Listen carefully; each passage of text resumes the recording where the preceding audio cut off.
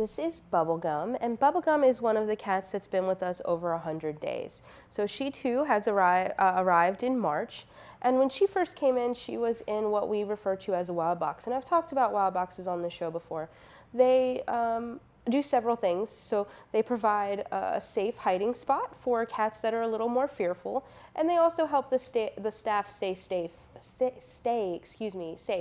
for animals that are maybe a little bit more feral or are going to react out of fear and possibly scratch someone. So the box has holes in it, and it has a door that can kind of open and close when the staff need to get in there and clean, so that they can confine the animal in this box, take it out, clean their cage, and then put them back in there. So a lot of times the animals are just really scared, and that I think is the case with Bubblegum here. So she was in one of those for a little bit, and then as she was coming out and kind of sitting on top of the box, the staff was starting to notice.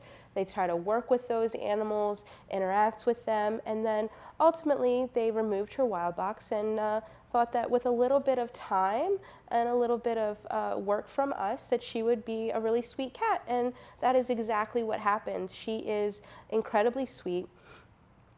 She is the favorite of several volunteers who definitely go out of their way to make sure that they spend a little time each time they're here with her.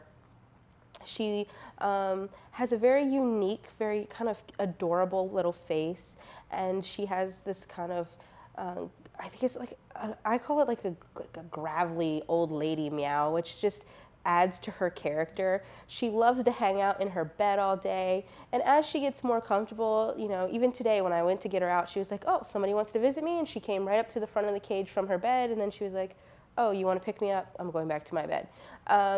But she definitely is showing more and more of her character and personality. She just needs someone else to see those things and want to make her part of the family.